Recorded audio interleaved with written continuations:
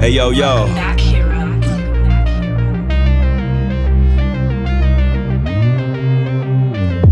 Yo, check it. This my special attack, 100 swords, 100 episodes, and here's to 100 more. Who got next? Place your change on the cabinet. Air Combo University graduates juggle my enemies before tagging in the Masters hero. Pros in action, toe tagging champions getting active. The message will always get near you. Return to the dream team, Spider-Man and Strider hear you. When the mask is on, I can't promise Cyclops to keep his glasses on. The handshake was potent. The inner glow shown as a mega optic blast, trailing behind the Shinku Hadouken. How you gonna dodge both of them? Blast you down to the last atom. Best regards from the proton cannon you couldn't fathom. If you were raised on gaming and put a controller up, I'm old enough to study the meta before I bless you. We understood space in the dash clean. Now we need the Justin Wong poster right next to the pro athletes. Final justice like a primary lotus from out the sky. Stars and stripes reminding you racism is still alive. Bring a plasma sword to a gunfight. Hayato, bring a hurricane kick. Tatsumaki Sentakyu. One time for all my otakus who played the console till their eyes closing. Probably forgot to study for their finals. Welcome to the SwordCast. SwordCast. My wordplay, my sword play when blades clash. Welcome to the SwordCast. SwordCast. My wordplay, my sword play when blades clash. Welcome to the SwordCast. SwordCast. My wordplay, my sword play when blades clash.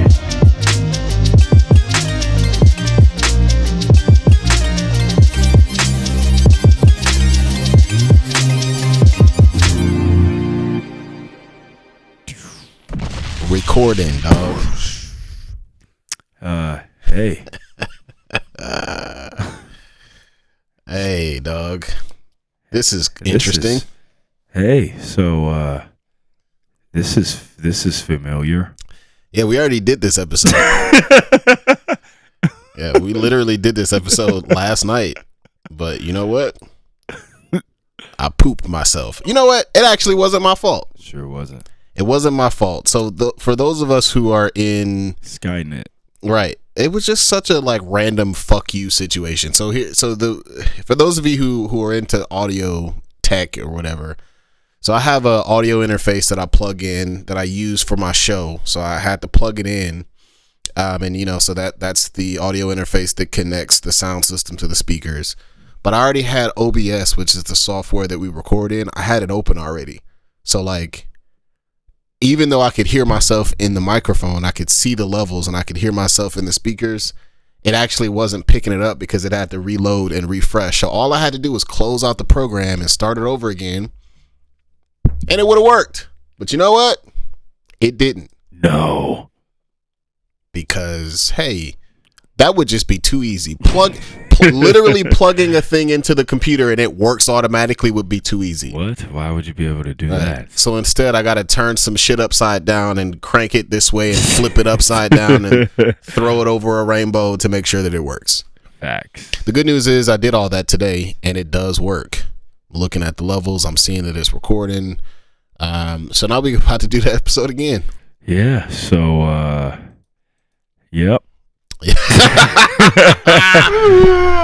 And that's the episode. Yeah. All right. See you guys later. See you guys. Bye. Hey, man. Episode 120. Hey, it doesn't matter. It's just like having a conversation with your buddies. Yeah. It's all good. Hey, man. What are you into? Episode 120. What are you into currently? Oh, yeah. My friend. So, yeah. I mean, I was going to say last time we talked about it, which is literally yesterday. So again, I'm gonna put y'all up on something, and I mean this is a super popular show, so I'm sure most of our listeners know about it. But this is something that we would never talk about on the SwordCast, like ever. So I've started watching Succession, bro, and this is the part where Noveliss falls asleep, because when I say there are no air combos, dog, like I mean none, dog. Like nobody even throws a punch. I think there's one episode where somebody slaps somebody. That's it. Dog. So Succession, HBO Max. It's a show. It's one of those shows that you just hate watch because everybody sucks, bro. Like everybody is a horrible person, bro. Just rich white folks behaving poorly. Imagine Behaving poorly. just like. So imagine like Game of Thrones, except entitled. Are they entitled? Oh my god, bro! The entitlement is it's like sickening, bro. Like you and I are both like, look, we'll keep it 100. Me and Jared are both. Whoops, government. My bad. Hey, no, nothing's funnier when I did this interview. Oh yeah. Straight up called me Jared. Like it reminded me of that episode or that interview where the reporter called Steph Wardell and he was like, sorry, what? Oh my goodness. Hilarious. See, just to keep it 100, like Noveliss and I we're obviously both black, but we both like grew up relatively working middle class, right? Yeah. Like some like weren't like super poor or anything growing up, had some privilege a little bit. And so like as young folks but on the other hand, we're both black and we both grew up in single parent homes, with all due respect to my dad, who was as present as he could be, but was in North Carolina. So like it's different, but it's still like, you know, the lights were on, we had food in the cupboard, we had toys, whatever it was, we did all right. So like there are times where we feel spoiled or we feel like we had it easy or our parents had it worse. So like there's perspective there. But when you look at shit like this, and like it reminds me of when I went to Cranbrook, where like, sure, like my little meek working middle class existence compared to these white folks at Cranbrook who are like old money billionaire rich, dog, like it's a whole different world. And that's the kind of entitlement that you see on this show Succession. It's like, it's so ridiculous that it's like funny. Like imagine Game of Thrones except without like warrior or fucking knights and dragons. It's like a corporate takeover. And so basically instead of dragons, it's nice cars. Yeah, and like yachts. Instead of battle armor, it's corporate lawyers. it's khakis and dog and like defamations and fucking court hearings. And I mean, basically the whole plot is this old guy who's super rich. Imagine a person who owns Disney and Warner put together a big conglomerate that owns media, theme parks, cruise lines, or whatever. He owns this big conglomerate. He's sick and old, and he needs to try to find a way to create a succession plan. And all of his children are like essentially plotting to assassinate each other to see who's next in line. And when I say, bro, like they are literally just like fucking each other at every turn, bro. Like everybody sucks. Everybody's planting a bomb under somebody's car. Everybody's like poisoning somebody's fucking steak. Like literally at every episode, somebody's fucking the other person. Like it's just absolutely. They're not actually trying to kill each other, are they? I mean, not exactly, but they use the terminology like. So like no, they're not trying to kill each other, but they're trying to destroy each other's careers. Character defamation. But they literally use the terminology. Yeah, we're gonna try to kill him. Like they brought in. So the old man brings in like a defamation of character. Right, bro. He brings in like a side piece that's also like a high powered CEO that might be gunning for the number one spot, and the kids straight up get together and like, all right, so we're gonna try to kill her, right? Like we're gonna try to destroy her, right? Like just openly having conversations about ending somebody's career. Just absolutely horrifying, bro. Like just hate watch it. Everybody sucks. There's a character Roman he reminds me of like he is played by Macaulay Culkin's younger brother, who is just a total like super asshole, like a Smalley Smolkin. I actually can't remember his Kieran Culkin, I think is his name. Okay. But yeah, bro, this guy Macaulay Culkin randomly at AEW Rampage the other night. Super random. But anyways, I thought he was still 10. Yeah, no, he's like 40.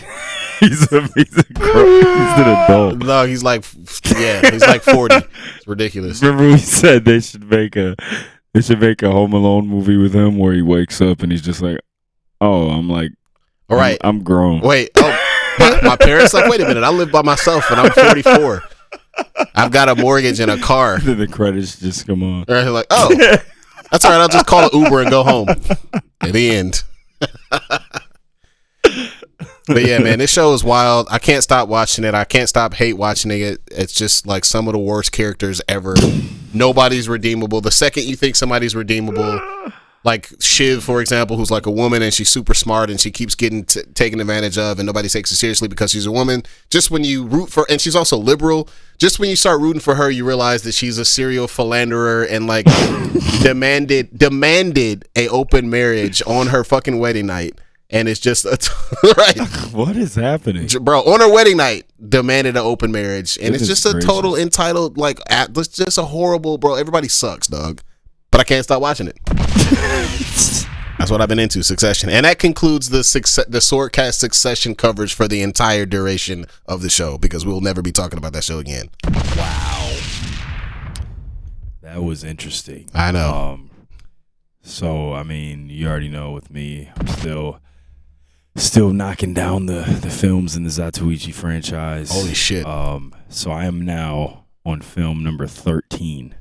And how many of them are there? Like 26. So you're literally barely halfway through. I've definitely now watched more.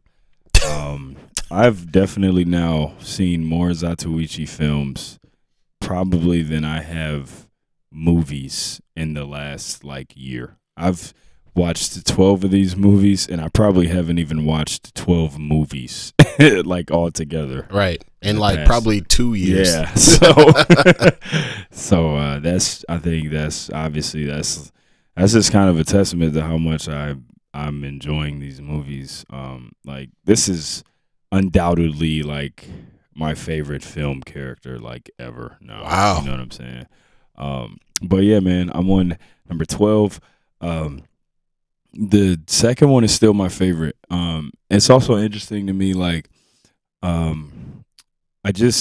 you would think that all of the films would like blend together at some point because you're watching the same actor play the same character, you know what I'm saying, 13 consecutive times and then 13 more times because it's like 26 movies. But that doesn't really happen. I still have like pretty fresh memory of each one, you know what I mean? Like, second one's still my favorite. I really love the seventh one. I like the third one, the first one, the ninth one. Those are my favorites right now. But yeah, it's just they're really good. You can also you can always tell when somebody different's directing one because the way that it's shot is different. They bring in different directors, kind of change it up a little bit. But yeah, I'm loving these movies. So what about these movies stand out to you? Like what do you think makes them so good?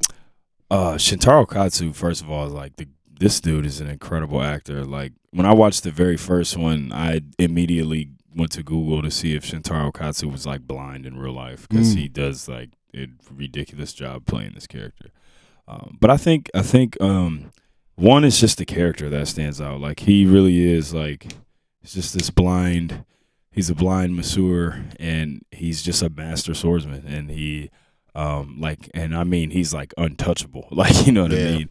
Like, and he, it's just the character that really stands out. And just, I'm like fascinated by the fact that these movies are so old, like, the 60s, and the sword work and the choreography is like so good and clean, and it's like the 60s, you know what I mean? So, and it's like there's no special effects, so there's like there's so much detail that goes into things that you just don't see anymore, like the cinematography and like the way that they shoot things, and it's just all like real because there's no special effects, you know what I mean? So it's like they really would like just go super hard on like these small details that films now they just don't do, and it's amazing to me, and that's why I just can't stop watching these movies because I'm like, why don't they do this now? You know what I mean? Like one of my biggest pet peeves is the camera cutting and fight scenes. Like I can't stand that. And then we watch these older movies like these, some of the other old samurai flicks. You just see they just kind of do first of all, the fights are realistic because they're quick, right? Mm-hmm. Like it's not like it's samurais in swords. It's not gonna be a super long drawn out battle. They were usually over pretty quick. Yep. And they're just mad realistic, and it's also they're funny. Like I mean, these films really they have a lot of comedy in them too. Really? I wouldn't expect the humor to be that prevalent. Yeah, and it's like, it started off kind of not like that, but then like as the more films get on, he's kind of a goofy character. You know what I mean? Like, and that starts to come out more in the movies and as the films go on. And then just the fights, man, they're really dope. The one I just watched was the 12th one. I haven't reviewed it yet, but you guys definitely follow me on Letterboxd, man. I've been ranking all the Zatoichi films and like rating them all. So far, I think here, I'll pull it up real quick. The first one, which is the Tale of Zatoichi, came out in 1962. I gave it 5 stars. I wrote a review on it. I'm not gonna read it, but you guys can go read it if you want. The second one, The Tale of Zatoichi Continues, came out in Bro, these dudes dropped these dudes dropped they dropped 3 movies in 4. 5. These dudes dropped 5 movies in 2 years. Like, that's how like quick the films be coming out. But yeah, I gave the first one 5 stars, the second one 5 stars, the third one 5 stars, the fourth one 4 stars, the fifth one 4 stars, the sixth one 4.5 stars, the seventh one, which is my second favorite one, 5 stars. You know what I mean? I gave the 8th one 4 stars, gave the 9th one 5 stars, gave the 10th one 3.5, gave the 11th one 3.5. I didn't do the 12th one yet because that's the one I just watched, but I'm gonna give it 4. It's just like, there's none of them are bad. There's ones I like more than the others, but none of them are bad. And like I said, there's only really 2 that kind of blend together a little bit because they have really similar stories and similar characters, like the 4th and the 5th one. But the rest of them, very easily able to distinguish them from each other. So loving these movies and loving this character, man. Shout out to the Zatoichi films. Also, you already know, NBA Finals. It's 1-1. Come on, man. Warriors. It's a pool party. Bring your floaties. Let's Jordan go. Poole. ISO. Crossover. Half court 3-pointer buzzer beater. Step back ISO crossover 45-foot 3. Splash. Splash. I'm very glad Jordan Poole had a good game because I think myself and some other Warriors fans were worried, but not necessarily. Usually what you see happen. Splash. That sounds like Jadakiss for some reason. It's Mike Tomlin. Splash. But sometimes like what you see when Jordan Poole gets in the game is they kind of change the offense up a little bit. But they haven't been doing that, and he's kind of been coming in and just trying to continue to run things as Steph does, and it just has not been working for him. Yeah. And like I said yesterday when we had this same conversation, I was just saying how, like, as a coach, man, I just been like screaming at the TV for Steve Kerr to change things up on offense, and it's because before the playoffs even started, I said the only 2 teams that scare me was the Grizzlies and the Celtics, and the Grizzlies, it's a bad matchup. They're big, they're physical, super athletic. You know what I mean? Those are tough teams for the Warriors to match up against. And then they have John Morant, who's a nightmare one-on-one, Yep. Then you get a team like Boston, again, big, super physical, they play super hard defense, and then they got 2 elite shot creators. You know what I mean? Like, Warriors have troubles with teams like this. Yep. So what I was saying is, they play beautiful basketball on offense, like the way they move the ball, the motion that they run.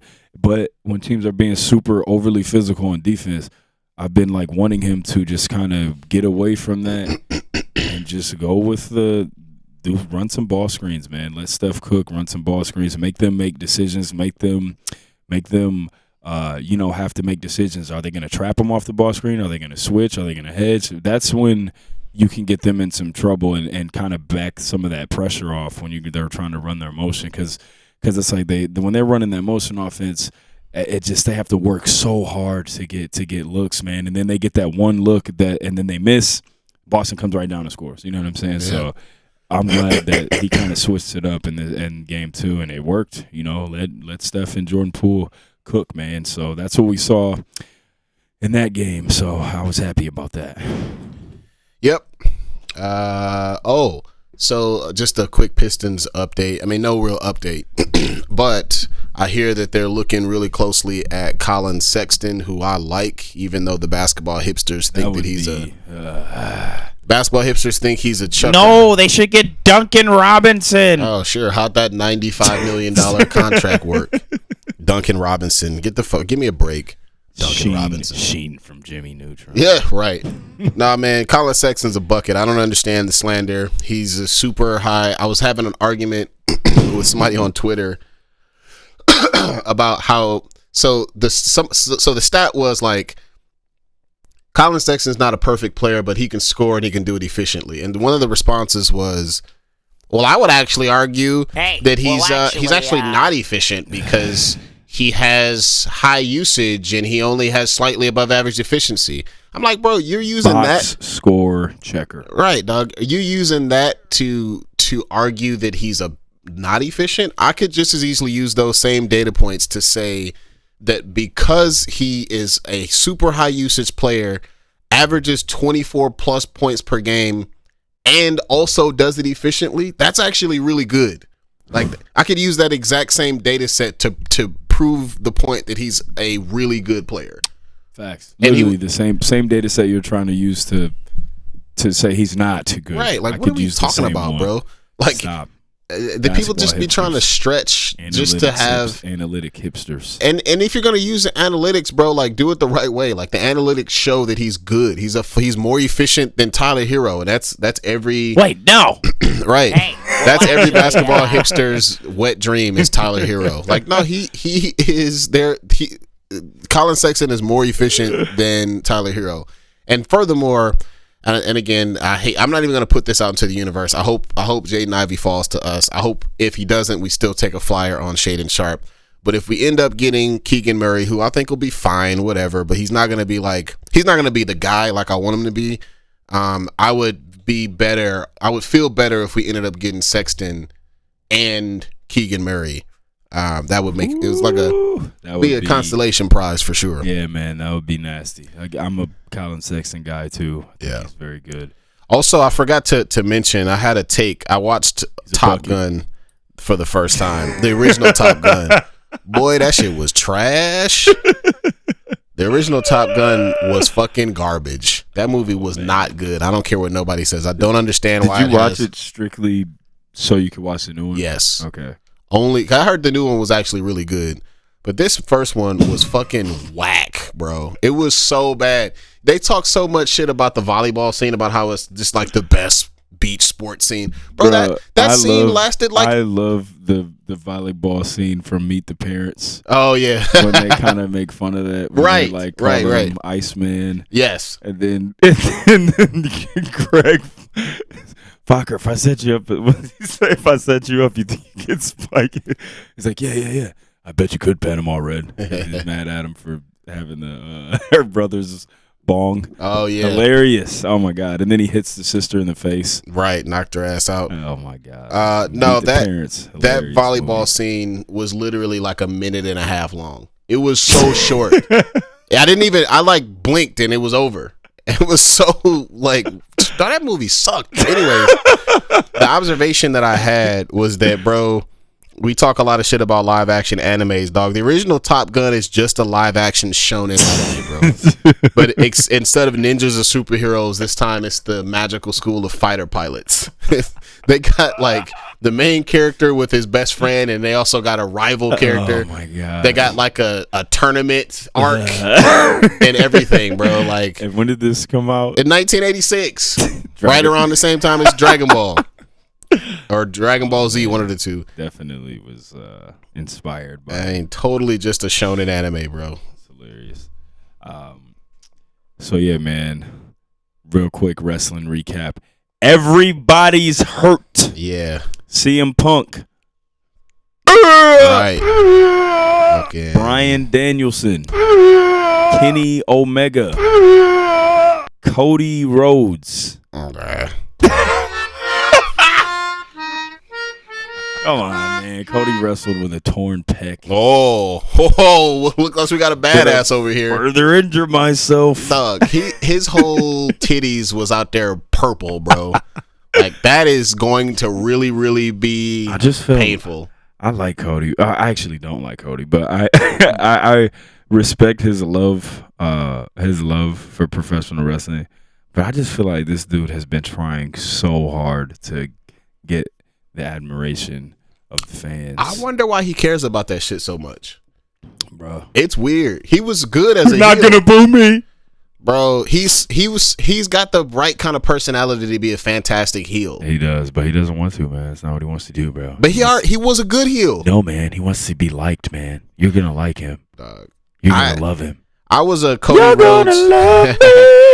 I was a Cody Rhodes apologist a little bit, but he really lost me. I mean, because I don't think he's a bad wrestler. I think his wrestler's fine. When he went out and like literally told them not to boo. He lost me. The reason why I was an apologist is because I don't think he's a bad wrestler. I think his wrestling is fine. It's whatever. But I never liked him as like this role that he was trying to make as like this superhero character. Like that doesn't work for you. And then when he like literally took his ball and went home because people kept booing him, like that is the most look at me shit I've ever seen. Yeah, he's a meat guy, and that sucks, man. He's a big meat guy because he had us believing that he cared about like putting other people over. Oh no, and no. Like I'll put you over as long as I still get to be the star. And it's I'm winning the feud too. Like, come on, man. And you already know how that's going to end, bro. They're just going to sacrifice him to Roman Reigns, and then that'll be it. That'll be the end of his run. He might beat him, actually, the way this is looking and going. Bro, I will never root for Roman Reigns harder than when they fight at whatever WrestleMania that's going to be. Don't you think they're saving Roman Reigns for The Rock? Don't you think that's like the way that has to end? I don't know what they're doing. I don't really know. Cody, bro, they can't look, say what you want to say about Roman Reigns, but he's been tearing it up in his most recent run. Cody Rhodes is how that ends? Hey, man. Bro, what the fuck? All it takes is for Cody to cry, jump off a cage. No, dog. But yeah, man, on the other side, everybody's hurt. And it's kind of depressing because here we are finally getting this AEW / New Japan Dream Show, and everybody's hurt, man. There's probably not going to be Kenny Omega. There might not be any Bryan Danielson. There's no CM Punk. They're doing the thing where not that we care, but isn't Adam Cole also hurt? So they're doing the thing where so that's okay, you got me started. Okay. Bro, this dude not even a champion, and they gave him a belt anyway. Yeah. Why does he get to? I don't over Samoa Joe. By the way, I don't understand it. Why does this guy get to feel so important all the time? I don't. They really gave him a belt, bro. He's not even a champ, and they gave him a belt anyway, just to make him feel good about himself. Whatever. Anyway, man. But yeah, everybody's hurt. They're doing a little tournament. They're gonna have so they got Tanahashi versus Hiroki Goto.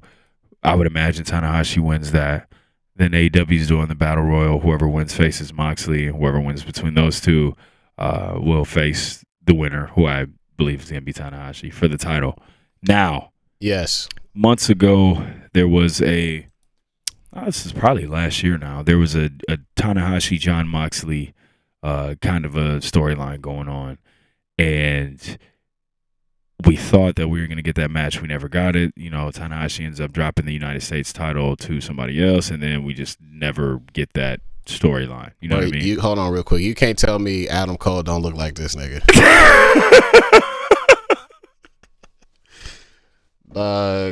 That's your champion, Onyx the Fortuitous, who's actually hilarious, by the way.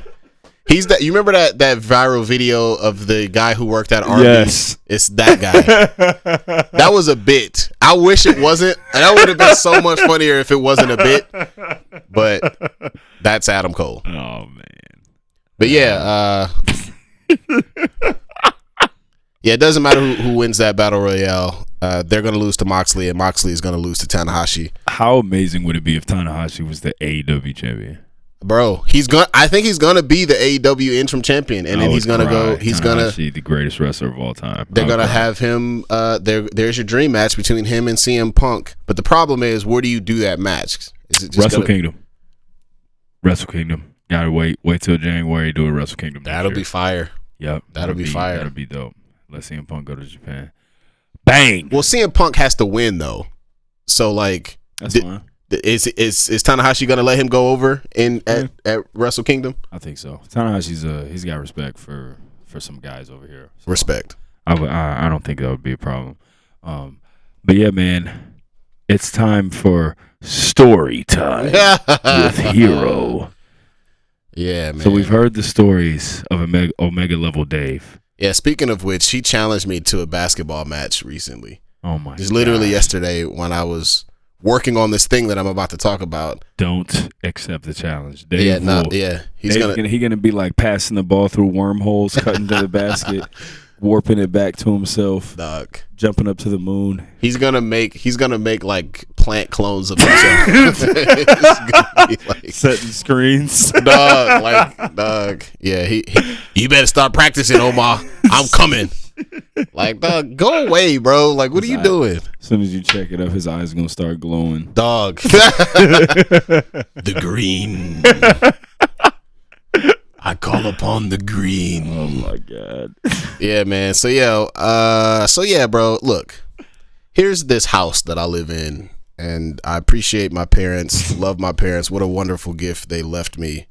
But god damn it, this house is literally 100 years old and everything is broken. And hey, it's your job, the heir to the kingdom, to fix all this old ass shit. Here's the problem. This house was built 100 years ago, and literally we don't build houses this way anymore. So all this shit that's broken, we can't fix. Hey, you want to get your plumbing problem fixed because this thing keeps leaking? That means we're going to have to pull your whole floor up, destroy your entire house, and rebuild the pipes from scratch. That'll be $100,000, you fucking mark. What, you thought this was going to be easy, you asshole? You mark. Fucking douchebag. Give me all the money you've ever made so you can live normally in your house, you fucking asshole. Right, so that's basically been the story of my life as I've been dealing with this home, beautiful home, but like, bro, around every corner there's a $4,000 bill. It's just like I feel like sometimes I'll hear, dog, look, hear me out, bro. I feel like sometimes I'll hear something like bang or some sort of leak or pop or something happening in the house. I turn around the corner and like open a door to see what's broken, and somebody just comes out and punches me in the face and just takes $4,000 out of my bank account. I just got robbed by the house. Like every time I turn a corner, hey motherfucker, give me that shit, bitch. And now suddenly I've lost some money, and the house still isn't fixed. Jesus Christ.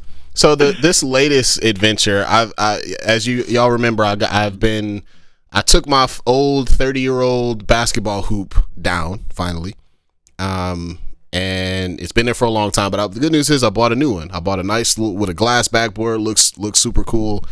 It's a ground-in system, so I couldn't build it myself. I had to hire a contractor to do it. No. And look, man, my contractor. It took me like a month and a half to get this appointment because trifling. Contractor, man, young brother from the city. I appreciate the fact that he's trying to hustle, he's trying to get his money up, but brother, you got to get your shit together, dog. Off top, immediately 3 hours late. Off top. I remind you, this is a ground in basketball system. Ground in.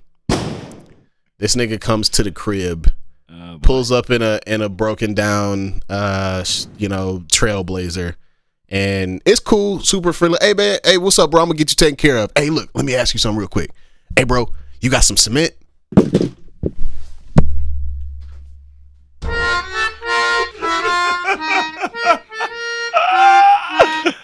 No. Hey man, you know how to do this? Dog, do I have cement? Yeah, bro? I got some in the fridge. Let me just go get it real quick. What do you think you're here for? This is a ground-in basketball system. No, I don't have any cement, dog. Why you ain't got no cement? What did you think this was? You thought I needed you to help me cut the grass? Like, we're doing a basketball system in the ground. How do you not have cement? Yeah, right, bro, I got some. Let me go get it. Right. All right. Hey, bet. I'm gonna just shoot to Home Depot right quick. I'm gonna grab some. Hey, man. I'm doing this demolition job next door. You got a wrecking ball in there? Dog, bro, and this shit was, he put it up and it was crooked, and I'm like, hey, and I'm trying to be nice. I'm like trying not to be. I know, but nope, you gotta get it done right. Yeah, man. and I wasn't an asshole, but I was definitely firm. I was like, hey, bro, like, look, I know I don't know shit about doing this. Otherwise, I'd be doing it myself. But like, that shit don't look level, does it? Like, he's like, oh no, it'll be cool. Like, nah, bro, like, no, dog, it don't look level. Like, I'm trying to tell you, like, I played college basketball. I can tell this shit is not straight, bro. It's like, oh no, bro, it's trust me, dog, it's good. Like, dog, it's just okay. Why don't we just go grab your level, your little level thing with the water? Let's just take a look, just see what happens, bro. That shit was fucking. the bubble was like all the way on the edge. It was hanging side. I'm like, dog. What do we? So he had to dig up around the concrete and fucking pull it so it was straight. And right now, to this day, like, I still have the level out there just to make sure that shit stays straight. It's out there right now. Like, dog, what a nightmare. Oh my gosh. And he's supposed to be coming tomorrow to use the words that he used, slap the rest of the rim up there. I'm not trying to have you slap nothing up nowhere, bro. I need you to secure that shit with a fucking welding torch. Get a world class. Just slap it together. Yeah, just go ahead and slap the room up there. Like, no, I don't want that, bro. Like, no, I need this shit to be done right, real quick. Hey, bro, I'm gonna just shoot. Hey, let me check. Hey, he was like really like trying to make it not an inconvenience for me. Hey, bro, real quick, you got some cement, bro? Like, I don't have cement, my guy. No, sir. That is why I called you. Exactly. No, sir. This is why you're here. What's happening? Oh, that's frustrating, man. So, good times. But let's go, man. Let's get into this first thing that we got to talk about. Obi-Wan Kenobi, episode 3. Yes. Here is your spoiler warning. Man. This episode was crazy. I mean, first of all, before we even get into it, I think this episode really showed that Obi-Wan is terrified. Yeah, no, he was shook. He was legit. He's scared, man. He is ever since he was already kind of, you know, scared of being hunted, but now he hasn't been able to get in contact with, he hasn't been able to talk to his master. You know, his mind's not clear, and now he knows that Anakin somehow survived the chicken nugget death. The dicing. Just and put that nigga through a Dyson air fryer. I have to bring this up. Edmund, the meme god. Oh my god. No, he posted this meme, and it was Anakin in chicken nugget form, and Anakin's chicken. And he says, "I can't feel my legs," and then instead of Obi-Wan, it's Tom Hanks. And Forrest Gump is saying, You ain't got no legs. You ain't got no legs, Anakin. Bruh, can you imagine Forrest Gump as a Jedi? Dog. Jedi Forrest Gump. So we talked about before how that rumor or that theory that Jar Jar Binks was secretly a Sith apprentice. I could totally see Forrest Gump doing that. Like secretly becoming the Darth Sidious's apprentice and like tripping and falling and like instigating the entire Star Wars series. It just so happened to be in the background while like he's like in the background like going across one of those conveyor belts on Mustafar as or like he like accidentally trips and like kicks some dust up and it makes Anakin like trip when he's trying to go. It like clouds his vision when he's trying to go and attack Obi-Wan, and that's the reason why he got killed. Just like set the entire thing in motion just because, whoopsie daisy, I'm kind of silly. Man. But this episode, man, like, I never thought that they would ever get a scene that was anything as far as Vader goes. I thought Rogue One was like the last that we would get of Vader. Like, I did not expect him to be in this show, let alone this early. Yeah. So we got another Vader horror movie. Yeah, bro. So when I saw that scene, it reminded me immediately. I hate you.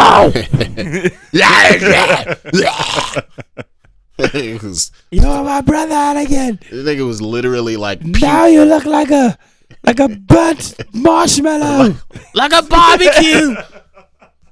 Place that nigga gently on the Barbie after skewering him prior. Bro, like, can you just imagine, like, if you're Obi-Wan, there's no way this guy survived. Bro, I just seen that nigga on the grill. I seen him getting rotisserie and well done for the consumption of some sort of large animal. He was barbecued. No legs, half plucked and feathered, fucking roasted on the grill. That nigga is literally on fire. It was melting, bro. He was like throwing his hate up through his. No way this dude would have survived. Dead. Oh, done. Man. It's a wrap. So Obi-Wan's just like, excuse me? This thing ain't alive. What are you talking? What are you, crazy? You didn't see what I just saw, bro. What I left was a roasted marshmallow sliding into a lava pit. That's what I saw when I last laughed. What you mean he's alive? Which part of him is alive? What you mean is his lightsaber? Because right, man, wild. So yeah, that scene though, where Anakin / Darth Vader was just absolutely destroying those people. It reminded me of that panel from, I think, issue 3 of the Marvel Darth Vader series. Oh yeah. All I see is fear and dead men. Fucking one of the greatest mic drops of all time. It just very much reminded me of that scene. Yeah, and like this just really shows how, like, he's just an undead zombie. Yeah, he's a fucking boogeyman, bro. He's the force wielding boogeyman, like zeitgeist, goddamn Slender Man, Frankenstein, like literally every horrifying monster put together. That's him. Yeah, 100%. And then Obi-Wan he's just not himself. And I mean, we talked about this, right? But you did make a really good point. Yeah, where you talked about how people have trouble viewing these characters that they love so much in a like diminished state. Yeah, man, we have a lot of trouble with that, man. We have a lot of trouble with these great, larger than life characters. We have trouble seeing them in a diminished state. We did the same thing. We're doing we're doing to Obi-Wan what we did with Luke in The Last Jedi, what we did to Boba Fett in the Book of Boba Fett. This idea that this person is like a smaller version of themselves, because we just want to see the cool lightsaber tricks, and I'm gonna beat everybody up because I'm fucking super master Night Jedi Obi-Wan, right? And I get that, like, but we got to grow up a little bit now. We are a maturing audience, and we have to appreciate the storytelling that's happening here, where you get to see the humility and how that changes a person in their growth process, how someone can be stripped of their power, how that can be stripped of their confidence, and what that can mean, because when you see it built back up, the story hits a new height that's like super worth that. Like the peak is super worth the valley that we have to go through. Mm-hmm. And I get it, like it's only 6 episodes, we don't have the patience for it, but like Obi-Wan's not, his legacy isn't being hurt by this, right? Like you already know he's gonna have a sweet lightsaber fight with Reva. I hope he does not have a fight against Vader. I think we should save that for when it happens for real in A New Hope. But he's gonna get his powers back. He's gonna get his swag back. He's gonna give you a moment that makes it worthwhile, and it'll be fine. But let's appreciate the storytelling. Let's appreciate the character growth where we see this person lose his confidence, like overcome grief, overcome fear, because he lost it. Not only is he scared, he also like was mourning the loss of his best friend, right? Yeah, for sure. And that's gonna affect you. So like, I fear that we are sacrificing good storytelling or sacrificing ourselves the opportunity to enjoy a good story because we're mad that because she's black. We were mad that Obi-Wan is like experiencing PTSD right now. Right. You know what I'm saying? And super hopeful for Reva. I'm predicting potentially a face turn for her or something. Yeah, man, you made a really good point where you were talking about how it would be really dope if they kind of went in the direction of her anger and hatred for Obi-Wan stemming from the fact that he didn't save them and he kind of abandoned them, you know what I mean, and allowed them to be taken by the Empire. And why did you let them do this to us? Kind of thing. That would be fire Super if they did something like that. Yeah. But yeah, bro. Now it's time for the meat and potatoes. We didn't talk about it. Potatoes.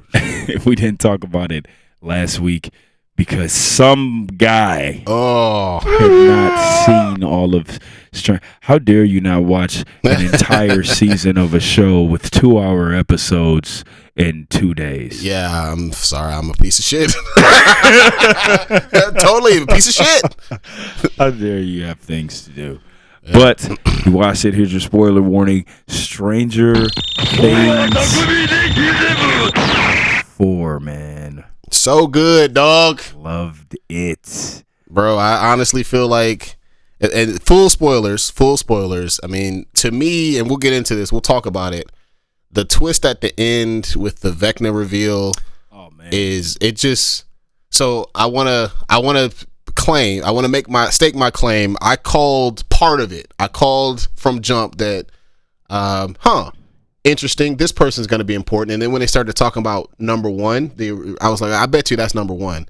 And then that was revealed. And then as we started to kind of get the story about the old crazy guy and his family, I was like, I wonder if there's a connection between Vecna and number one. Yeah. What I didn't see coming was that Vecna flat out was number one. Yeah, that was so they completely got me with that. Yeah, like, I got good completely reveal. Worked because when they introduced the character that was and turned out to be number one, I was like, oh, he's gonna turn out to be a big villain. And then I was like, you know what? No, he's not. That's too easy. You know. So the whole time I'm sitting here like he's really good. So I had already talked myself out of him being bad because I thought it was too straightforward and I thought it was too easy. So not only does he turn out to be bad, but he also turns out to be as bad as he could possibly be. Yeah, literally the main bad guy. So at the end when they revealed that, my head exploded pretty much. Yeah, man. This whole series has been fantastic from start to finish, obviously, but this particular season, the only part that I didn't really like all that much was, even though I'm good now, I didn't like Lucas's arc to begin with. In this season? Or just in this season, just with him, like, I get it, like somebody had to be going, hey, like I want to be popular now, like I get it, it's coming of age thing, but I hated that it had to been Lucas, him. And it bothered me because it wasn't like I love basketball type thing. He was like doing it strictly to be popular, right? So that was whack. It because you love to hoop, you know what I mean? But Lucas, man, him and Max, he had some of the best moments with Max, and basically his, the connection that they have saved her life. You know what I mean? So Lucas came around, man. He came around, but yeah, man, season 4, so good. Loved it. Thought it was amazing. Bro, episode. I mean, first of all, just at the end of the first episode, I was like, oh, they're going like full nightmare horror movie. Bro. People getting folded into accordions, dog. People getting chip bagged, crumbled up. Right, put into like how you put your aluminum cans into the can crusher. That was what was happening to people. Yeah, man, it was gruesome. It was dark. But yeah, just that, and then episode 4, man, like incredible. That whole scene with Max, who has just become one of my favorite characters. Yes. That whole scene with Max, man, and them and Dustin just losing his mind trying to figure out what tape her favorite songs was. I love Dustin, man. Oh, we were supposed to do this. What would be your song that would get you out of? Oh man, that's such a good question. I'll start to give you a second. For me, it would be. I mean, I'm such a like Detroit hip hop junkie. And even though this is not necessarily a Detroit artist, but it was produced by a Detroit artist, it would probably be Erykah Badu, Didn't You Know, produced by Jay Dilla. That's probably one of my favorite beats of all time, dog. That's fire. I love that. And that would bring me home, dog. This would bring me home right here, dog. Yeah.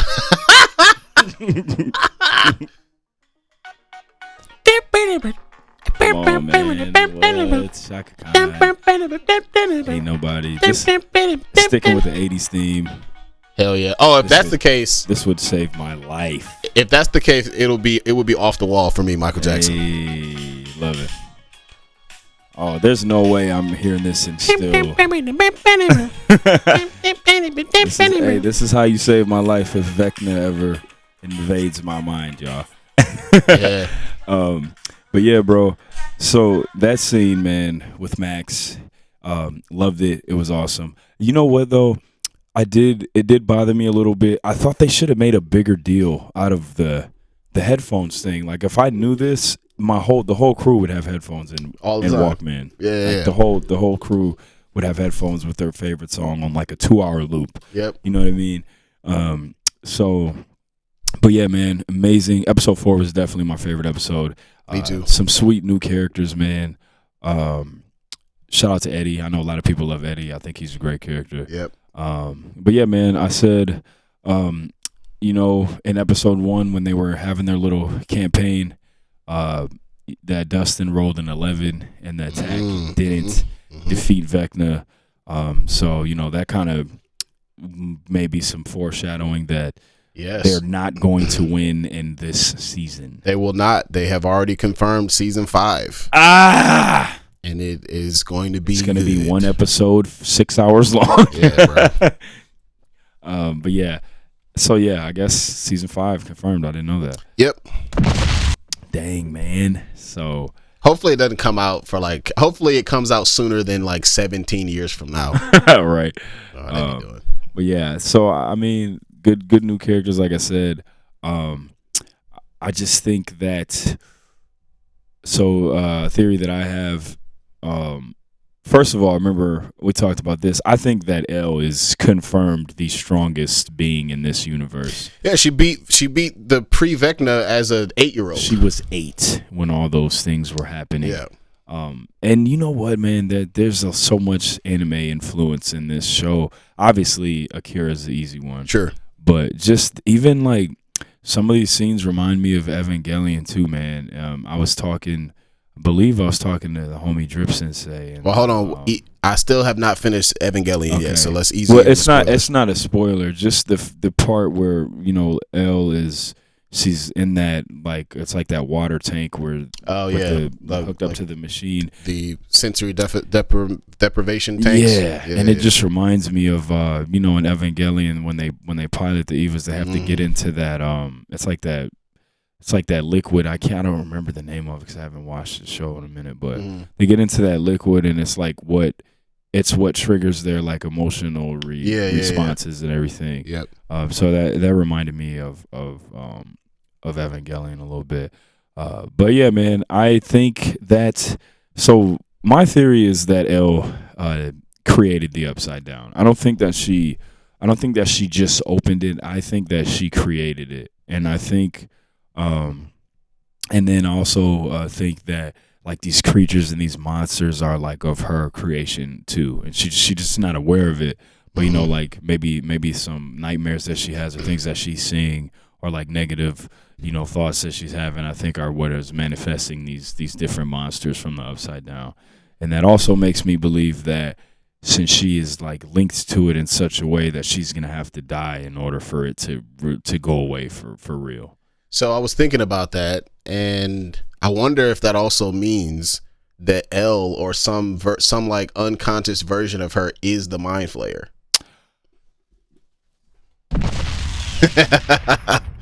You know what I'm saying? Maybe. Oh, that's crazy. We'll see. We will see. Wow. I don't really have a theory, but the question that I'm most interested in is about what is Will's painting of? Oh, that's not it. No, it's about number one, man. Like, because now we didn't really know about the powers. We didn't really know about like where they really came from. Yeah, facts. Until now, like it's clear that number one is the first, and everything, all of the other kids are like some sort of genetic or like, you know, some sort of clone or offspring of him in some way. Yeah. So and that's where the powers come from. But the question now is like, where did his powers come from? What connection does he have with whatever the Upside Down is or what? And so like, I feel like when we get that question answered, it's gonna like put everything else into perspective. Ooh, that's such so. Okay, so if I remember correctly, in season 2, we kind of found out that I think in some of Elle's flashbacks that they were trying to get her to communicate with a monster on the other side, which was the Demogorgon, right? Mm-hmm. Or maybe the Mind Flayer. I don't remember. Yeah. So now that we know that when she opened the Upside Down, it was when she vanquished Vecna to checkered mini specs. But now we know that that's how it got opened, right? Mm-hmm. So is that Papa trying to, and then obviously we know that her memory got messed up somehow, right? Yeah. So is that Papa trying to get her to communicate with Vecna, number one, and then just kind of accidentally end up having the Demogorgon situation? Or the Mind Flayer situation. I don't remember. I can't remember if it was. I don't know. I didn't. I made the mistake of not rewatching. Yeah. So I don't know. I think I'm debating whether or not I want to rewatch the entire series in between now. I think I'm going to for sure. And then another thing, bro. Like another thing that really kind of tripped me out. Shout out to the Discord homies. Can't remember. I'm always talking to these guys. Drip Sensei, Victor Von Doom. I don't remember who it was that said this. But I remember they brought up the date thing, right? Like how when they went to the Upside Down and Nancy was trying to go to the crib and get the blickies. Yeah. Get the boys out. And it was the house was like perpetually in like 1983. That's a big clue to support your theory. Yeah. Because it was basically frozen at the moment that the Upside Down was the first time. It was frozen at that moment. So there's something to that. There's something to that, man, for sure. This show's so good. Yeah, bro. Jeez. That's we didn't talk about that before, but like we were able to deduce, or the show basically told us that the moment it was frozen in time at the moment that it was opened the first time. Yeah. Which is wild. Yeah, man. That's yeah. But yeah, good stuff. Love it. Such an amazing show. A lot of cool theories to throw around. But yeah, man, got to be careful though, looking up stuff on the internet. I don't do it because you got these people who freeze every frame of trailers and they get to drives me crazy. Doing backflips and coming up with all types of crazy stuff. But yeah, again, amazing. Loved it. Some cool theories to throw around.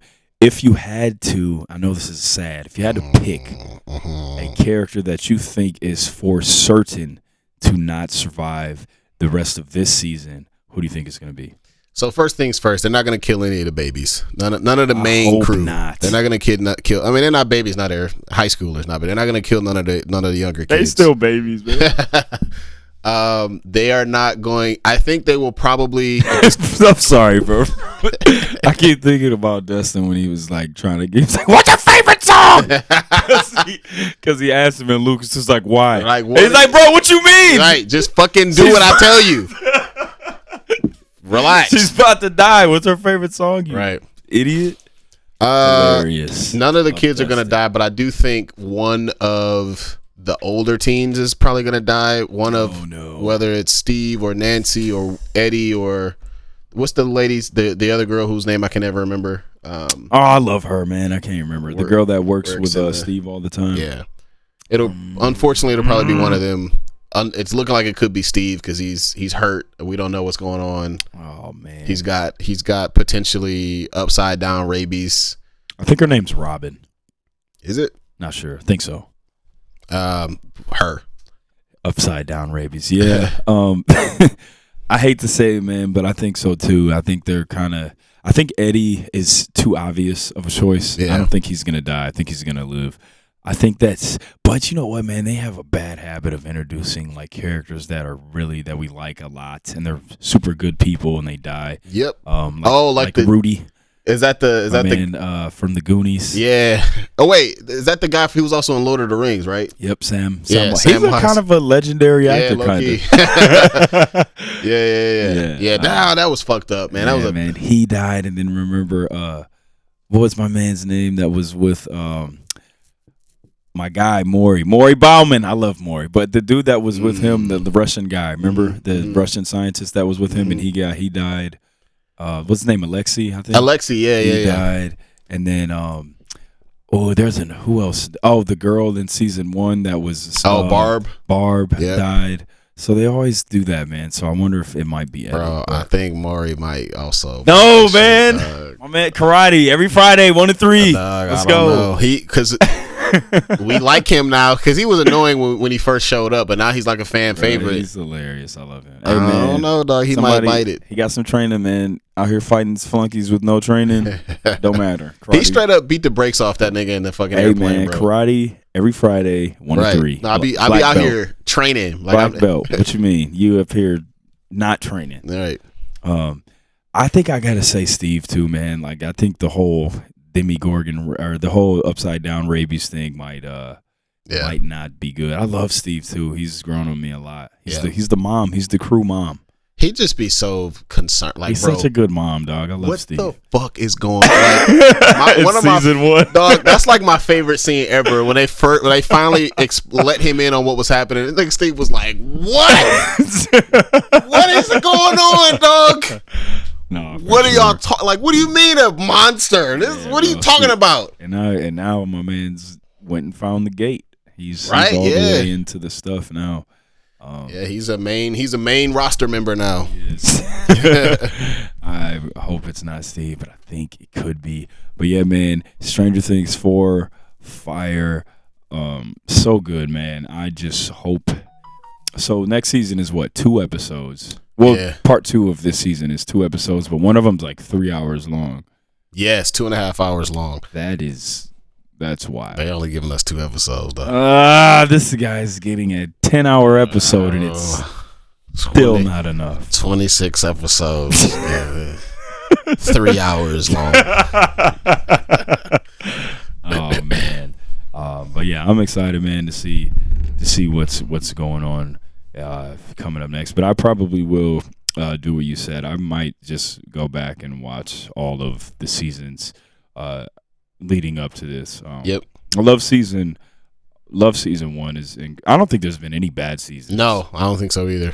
But I'm gonna go back. But quick round of do you care? There's a lot of Marvel stuff coming out. I saw that Marvel Studios released like a future slate type of thing where they just kind of drop these images of all these things they got coming up. I'm just gonna run through them quickly.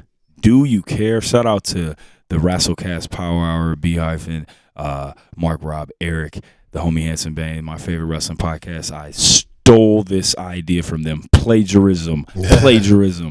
But yeah, man, let's go. Do you care? Miss Marvel. Kinda, but no. Nope. I care about the cosmic stuff, and she's a kind of a cosmic character, but whatever. Yeah. I'm meh on her. Okay. Thor: Love and Thunder. Definitely, yes. I was indifferent on this, but my daughter saw the trailer. Now she's like super into Jane Foster female Thor, so I'm here for it. Let's go. Yep. She-Hulk. So I'd like to be interested, but I just feel like we talked about this yesterday. I think the reaction to the show is going to automatically be toxic, and the conversation is going to be about how toxic the reaction is, and we're not even going to talk about the show. It's probably going to be funny. It's probably going to be good.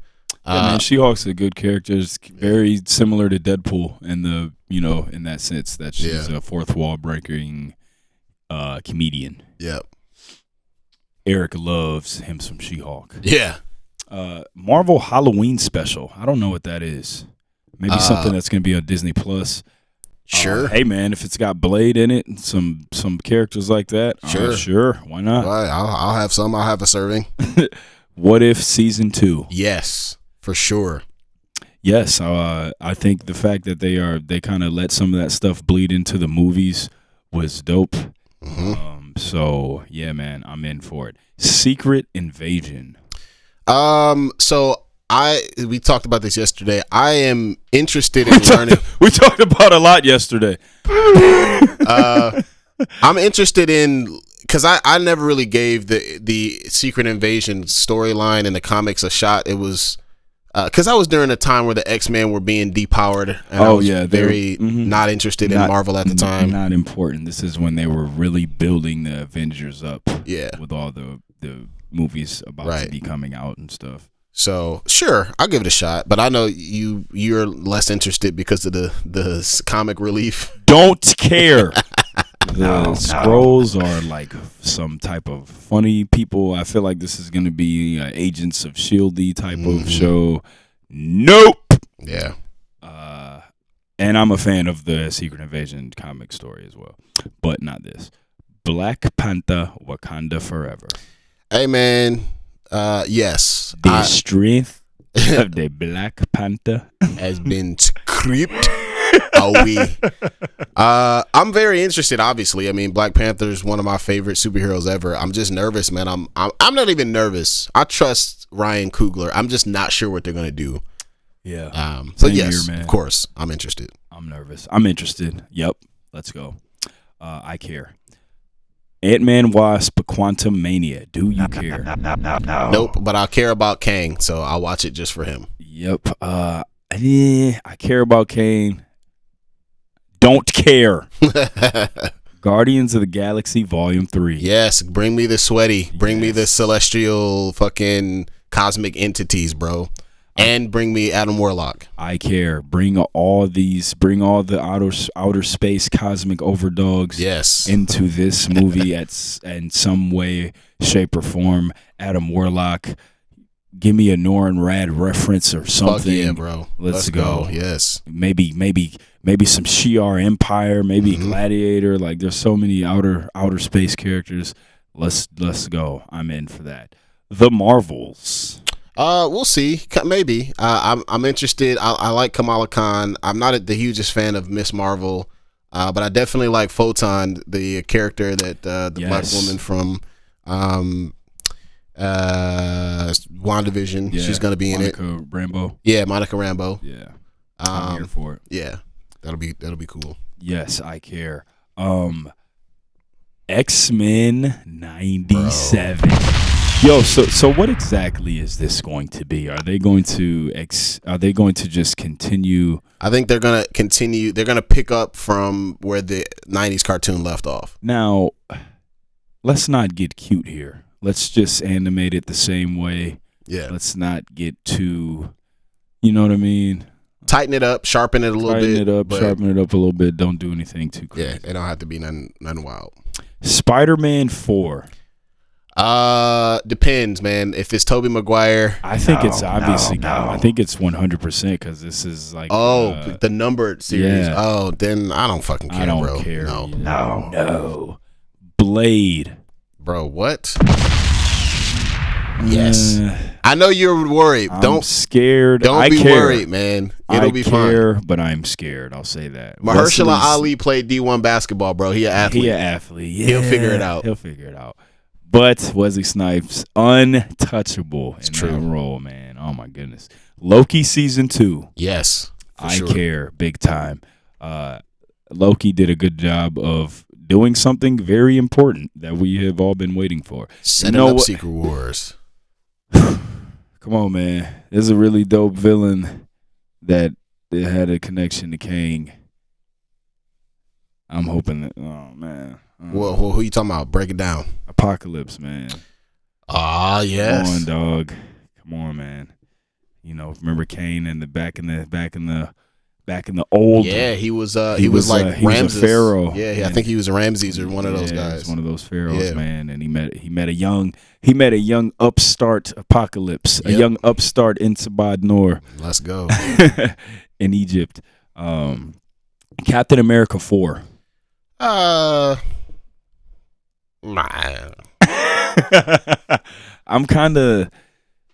like Falcon as Cap.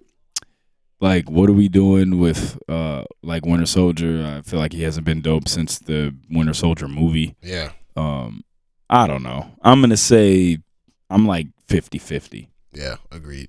Like, man, like, are we gonna really usher in this new era of like characters that aren't the characters from from the first phase of like MCU movies?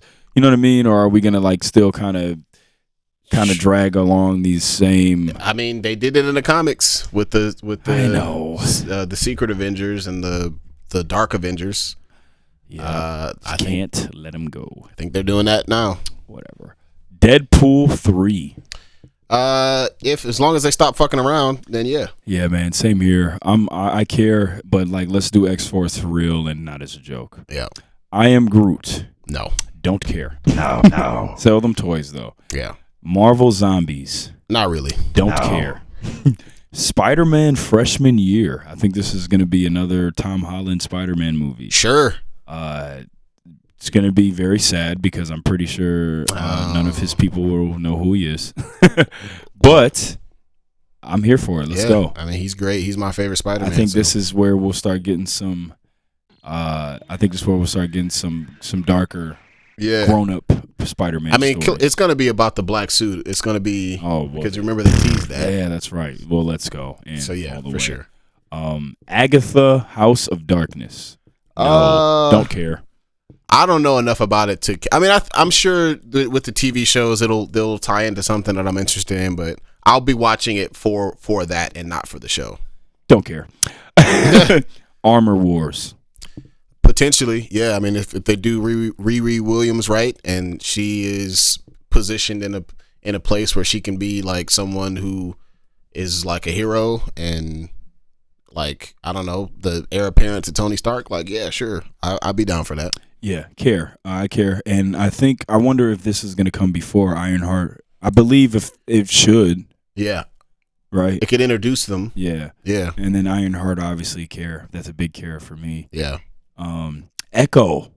Super care, bro. Bruh. Ultra care. Yeah. Ultra care. This is a really cool character. A lot of dope street level characters surrounding this person. Mm-hmm. And I think that could bring in a lot of cool stuff into the Disney Plus verse of Marvel stuff. Agreed.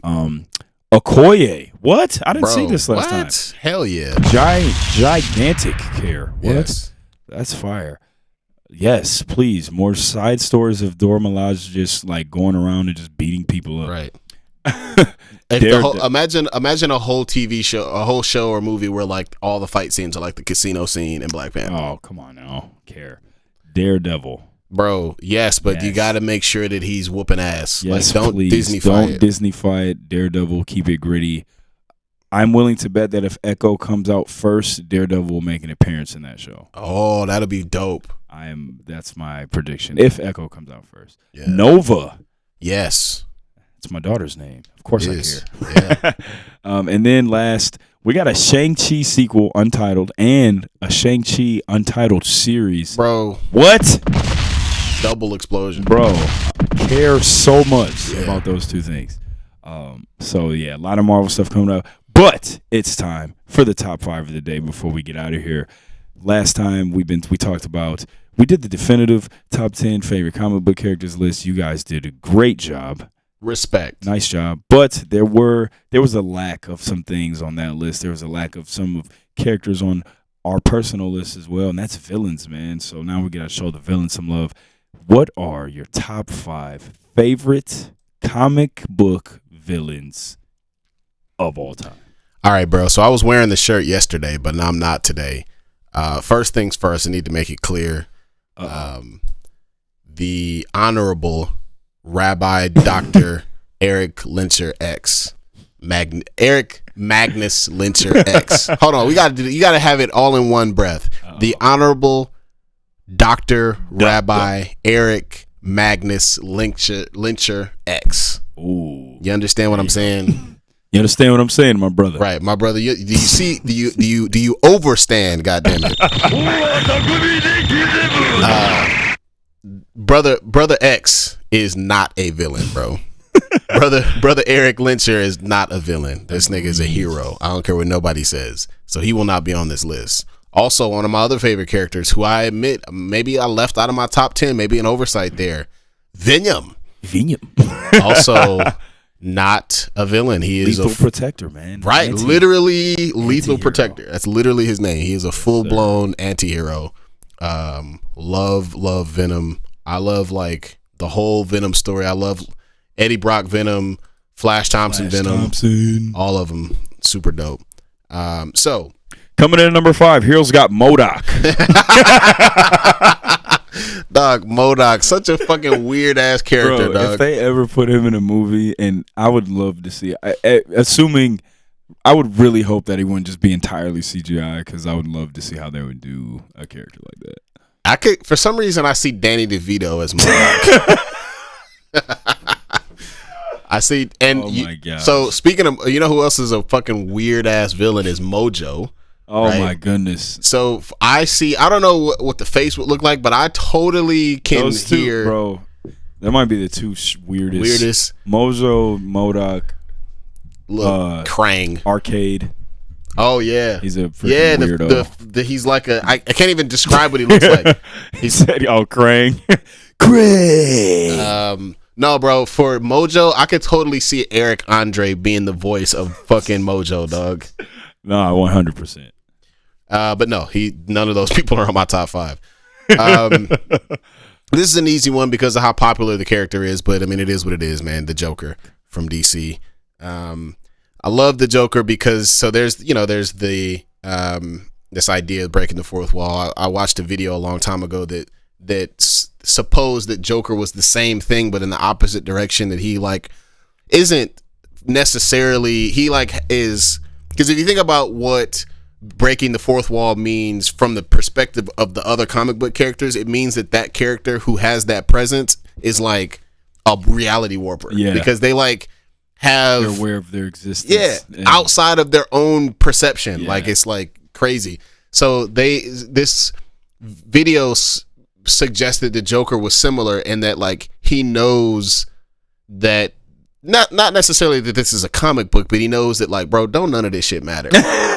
like this shit is all somebody made all this shit up, and like he's in on the joke. Very similar to the comedian in The Watchmen. He's in on the joke, and he thinks Batman is fucking hilarious because Batman thinks he can actually do something about it. Joker, hey, look at this like, nigga, bro. You're nuts. Like, look you at this care motherfucker. So much, and none of this stuff. None of this shit matter, dog. Look at this idiot. He thinks the Batman is so funny because he just doesn't get it. He cannot see how none of this shit matters. That's kind of crazy. And the word that they used to describe the Joker was super sane. That nigga is the only person that's not crazy. He's the only person that actually knows the truth that all of this shit is something that somebody pooped out onto a piece of paper. And it's just total make-believe. Right. So shout out to the Joker. Number 4, man, I gotta go with OG Shakespearean Thanos.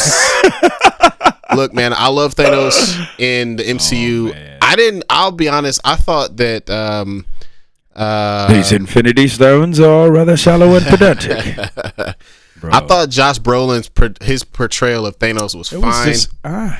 It was just a regular guy. Yeah, comic book Thanos and Silver Surfer cartoon Thanos. Yeah, man. No, this version of Thanos was totally kind of just the MCU version is just, hey, big strong badass. Like, not bad, but that's not who Thanos was. I mean, Thanos was out there like waxing poetic to goddamn Lady Death, right? Like, and just like being in, like, not understanding why he keeps getting spurned by her, and like being driven to madness to the point where he decides to murder the entire universe just to prove himself to Lady Death.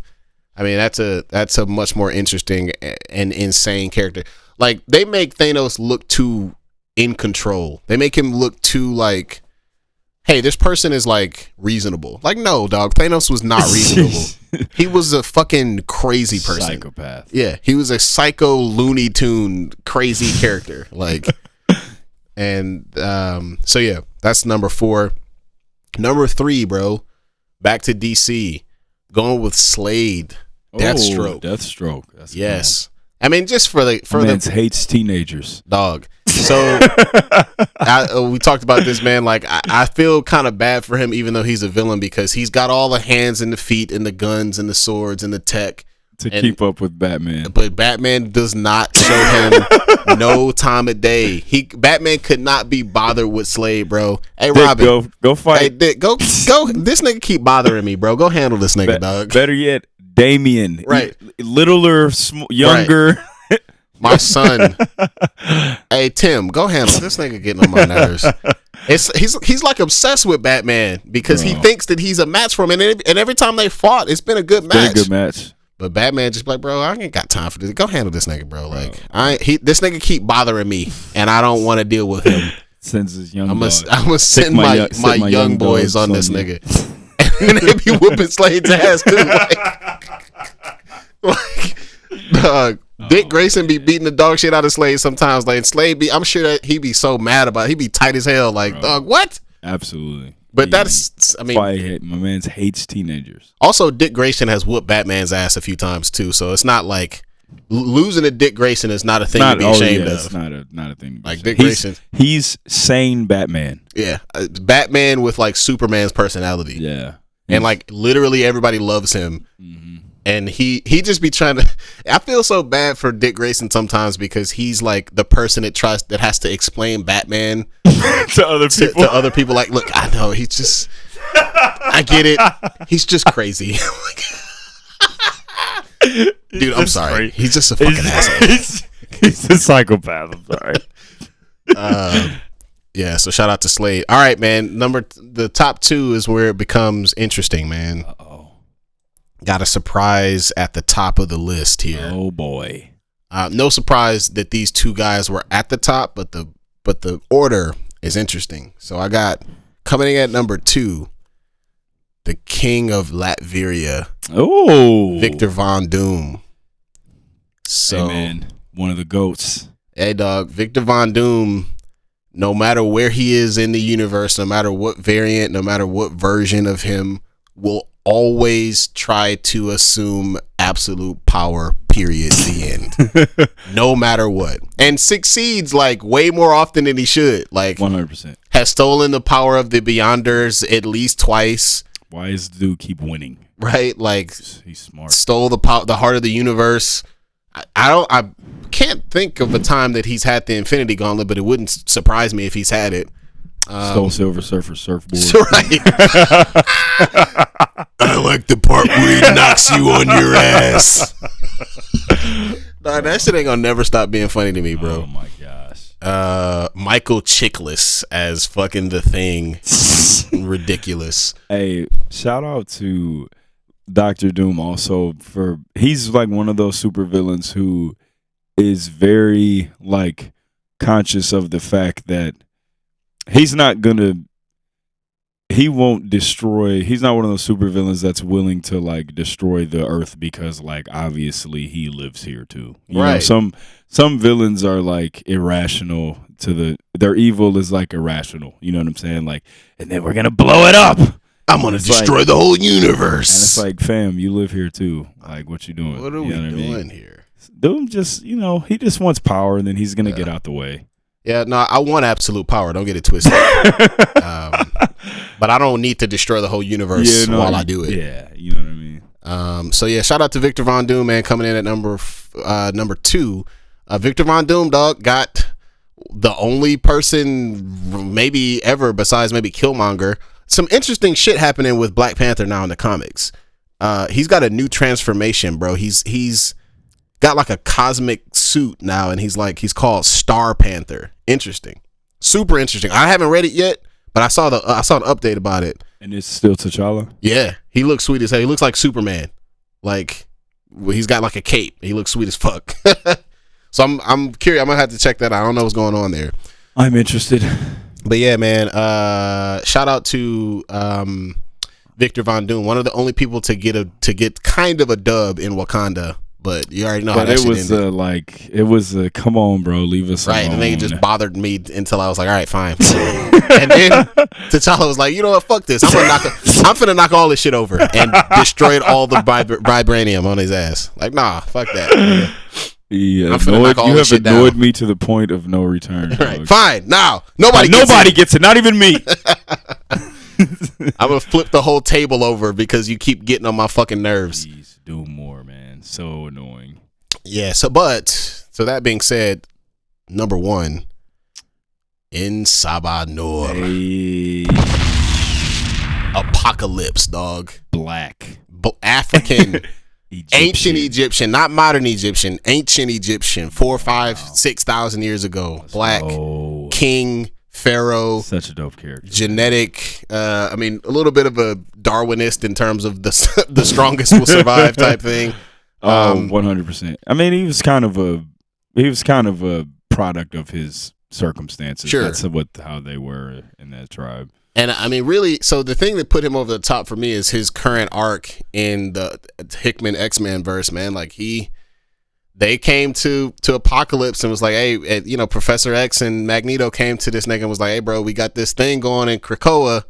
I'm just trying to figure out, do we need to be worried about you? Because we just trying to do this mutant thing. We trying to, we done had some exchanges in the past. Right. This gonna be a problem or what? And then nigga Apocalypse was like, hey, bro, I was just trying to make sure y'all was doing y'all best.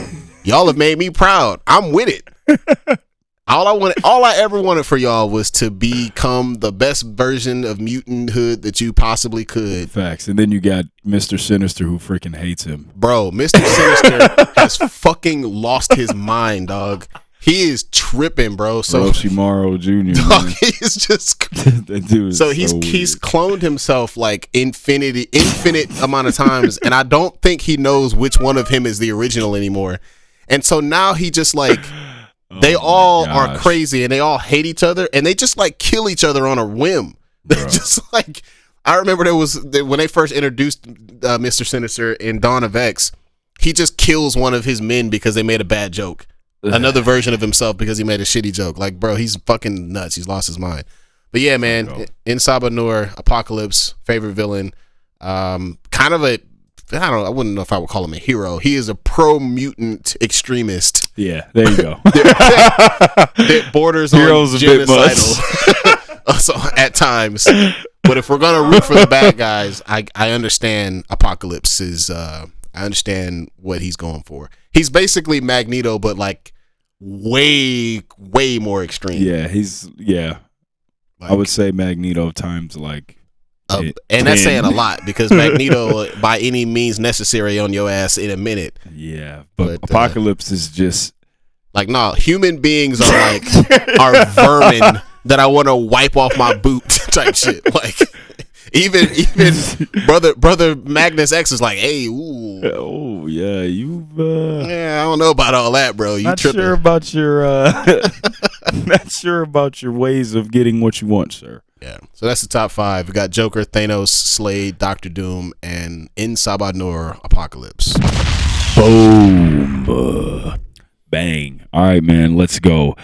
So we did this yesterday, and I had some second thoughts, and I made a change to my list. Nothing too crazy. But real quick, man, got some honorable mentions, man. say in the same sense that you don't think Magneto is a villain, I feel the same way. I don't think he's a villain either. Same with one of my favorite comic book characters ever. Actually, this guy was number 2 on my top 10 list, Storm Shadow. I don't think Storm Shadow is a villain either.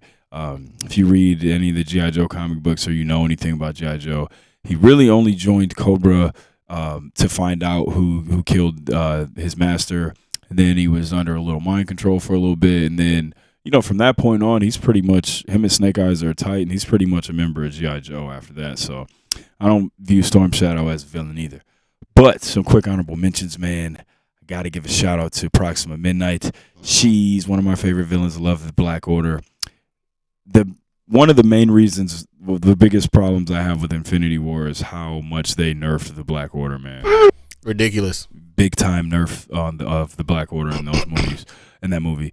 Another honorable mention spot, man. I got to give a shout out to one of the coolest looking villains, like Omega Red, man. I was a big Omega Red fan when I was a kid. Just a horrifying looking Soviet like psychopath murderer. Yeah, he looks sweet as hell. He looks very cool. And his second mutation is literally like death pheromones. Yeah, it's super weird. Pretty intense. Like if you get too close to me, you just might die. You just might die. Just might fall over. Right. Just might keel over and pass away. Shout out to Winter Soldier again. Another character I don't really think of as a villain for real. He wasn't bad very long, and then ends up straight up becoming Captain America for a while. Right. So, but yeah. Couple honorable mentions. Let's go, man. Let's get this list going. Coming in at number 5, I'm going with Lady Deathstrike. Hey, Yuriko.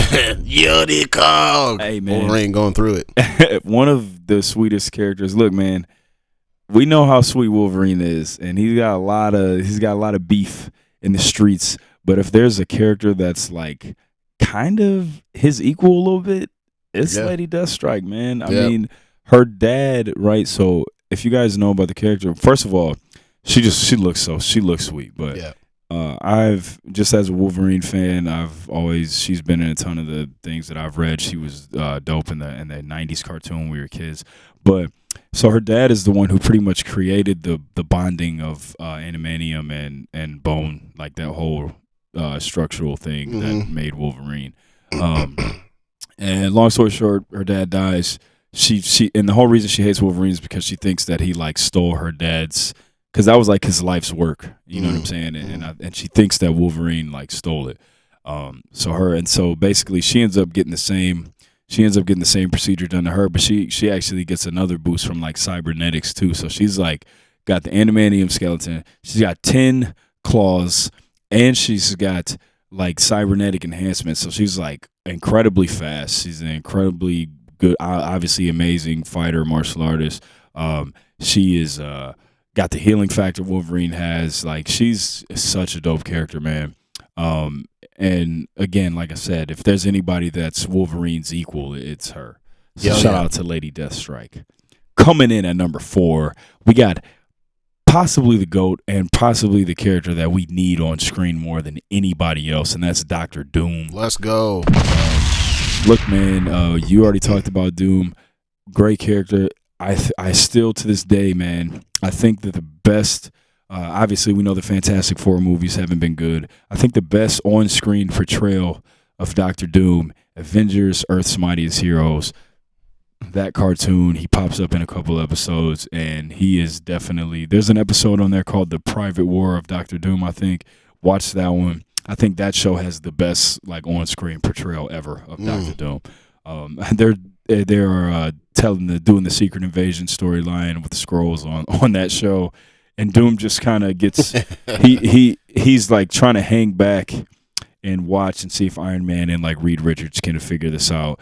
And he basically just creates this device that allows them to tell if someone's a Skrull or not. And he literally just like shows up, and like Iron Man like tries to fight him. And it's like, man, sit down somewhere, dog. If I wanted to beat you up, I would. Right. Okay. Here it would be easy too. Here, dummy. Fucking idiot. He basically gives him this device like, I don't feel like saving the world, but y'all ain't doing it good enough. Right. So here, now go save the world so I don't have to do it because I'm a bad guy. Right. I live here too, so goddamn it. You motherfuckers get this shit right, Bro, please. 100%. Coming in at number 3, we got Taskmaster, man. One of my favorite characters, Taskmaster. Super sweet ability, the photographic reflexes. I couldn't stand the way they did this character in the Black Widow movie. And for the record, it's not because it was a girl, it's because it was more of like a task manager. You know what I'm saying? Like just a mind, like a brain dead, like ghost kind of, instead of, the ability of having the photographic reflexes. That part was kind of trash. I didn't like that. Taskmaster is one of my favorites, man. Just a really dope looking character. He's got some solo comic book runs that are really dope. And I mean, he does kind of teeter on the line of like anti-hero a little bit, but I think he's done more villainous things. Hey, bro. He just chasing the bag, dog. Who got the coin lined up for your boy? I'll do whatever. Exactly. I'll take anybody out, good or bad. 100%. Coming in at number 2, we got my man Insabarnor. Hey. Let's go. Apocalypse, man. I was terrified of Apocalypse when I was a kid. Bro, I remember this dude was like 8 feet. Let's go. Rob Liefeld. Yes, dog. Apocalypse Arts. This dude was like 10 feet tall. the mallet hands, the mace hands, bro. I remember watching the cartoon as a little kid and being like, bro, they can't beat this nigga. Like, I'm scared. Like, they can't beat him, bro. I'm afraid of them. I am afraid of Apocalypse because of how much trouble the X-Men are having with him, bro. Bro, 100%. This dude, and such a dope character, like you said, man. The original mutants. Yes. I know it's kind of. Well, actually, I know it's kind of not so much now, but Celine got the claim.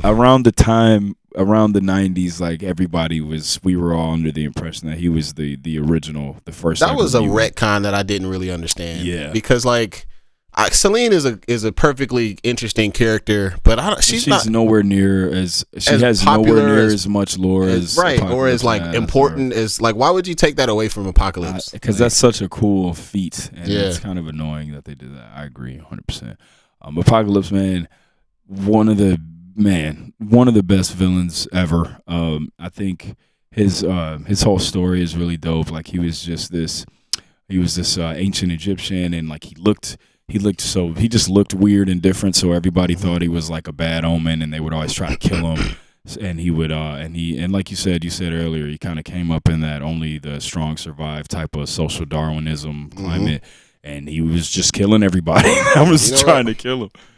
Oh, and then he came across the celestial ship. He came across the celestial ship, and to my knowledge, he couldn't like communicate with it at first. But what happened was he ended up, Cable is always trying to kill him all the time. So I think Cable time travel and tried to kill him and actually gave him the techno-organic virus. Yeah, and then Apocalypse was able to. He was able to like bond with the celestial ship. And that's how he started getting all these. Well, I don't know if he started. You might know. I don't know if he started getting the powers from that, or if he had them and it allowed him to tap into it. So it's a lot. It's unclear exactly what because he's got so many powers now because of the celestial tech. But we know for sure that he's immortal. That's like his 100% first because he's an external, which is like a separate species of mutant, which has the gift of immortality. Mm-hmm. Which and same Celine as Celine is an external too. Yep, and there's a bunch of other folks. Cannonball may or may not be a external. They keep retconning it and going back and forth. But do you think a Cannonball's ability, like he blows himself up? His power is to just explode from the bottom down, and it makes him fly like that. He's got he has to be immortal. Man kills himself every time he does his power. So Apocalypse also has like gene manipulate. Like he can like make himself bigger and smaller, which I think is the craziest power. And he can like shape shift, and he's got all kind of crazy. But like with the external tech, with the celestial tech, now he can like create technology. He can like Bro, he's like a fucking boss, bro. His power set is ridiculous. 100%. But yeah, man, shout out to Apocalypse and Sabad Noor coming in at number 2. My number 1 favorite comic book villain of all time, you guys already know. It's Oroku Saki, Master Shredder. Let's go, man. Shredder, Ninja Turtles. Hold on, real quick. According to Wikipedia, he's got superhuman strength, endurance, blah, blah, blah, blah. His main ability besides immortality is biomolecular alteration, which means that he can like transform his body into basically whatever. And then through the techno-organic virus and also the tech from the Celestials, he's got flight, invulnerability, telekinesis, teleportation, telepathy. Can't beat me. Right. Technopathy, the ability to augment his mutation, steal the powers of other mutants and cosmic beings. Well, now remember, unstoppable. So he actually tried to, what was that called? Long years. It was the 12, where he tried to like take all these mutants and get all their powers, and then he also tried to steal powers from the Celestials too. And then they were kind of like, "Hey, bro, what? Yeah, no, hold on, wait what a minute. you doing? Yeah, you kinda... And then so he like disappeared for like several years. They just put him in his spaceship and like, hold on, we need to talk, bro, because you doing too much. Because at first they were letting him do his thing, and then they were like, actually, this is getting worrisome. To me, a Celestial. Yeah, Apocalypse ain't nothing to be fucked with, bro. Bro, one of the GOATs. But like I said, man, number 1, Oroku Saki, Master Shredder, Ninja Turtle comic books. Man, my favorite villain ever. Horrifying when I was a kid reading those old comic books. And in the 2012, when you find out so much about him, there's a miniseries, The Secret History of the Foot Clan. Like, Shredder's immortal, bro. Straight up. Yeah. That's like confirmed. Like, Shredder is immortal. Can't kill him. And just, everything about him, the Foot Clan, they get into some stuff about Crane too. And Shredder's had some dope, he's had some dope versions, like the 1990 film Shredder, love it. 2012 Shredder, from that cartoon, love it. But the comic book Shredder, I think, is the best. And I think it will always be the best one. So shout out to Shredder, number 1. That's my list. Top 5 favorite comic book villains. Number 5, Lady Deathstrike. Number 4, Doctor Doom. Number 3, Taskmaster. Number 2, Apocalypse. And number 1, Master Shredder. Oh. Hey, man. Round 2 of episode 120. Hopefully it worked. It did. I can confirm that it has worked. All right, bet. Thank y'all for tuning in. Next episode will be another definitive list. I will send it to Discord. If you need the Discord link, just comment on YouTube or write me a message on social media or something. I will hopefully see it and hit you back. Write me a message on Twitter. My Instagram inbox is ridiculous, and I don't even check it anymore. So if you're going to write me a message, do it on Twitter. Shout out to y'all. Thanks for listening. Peace.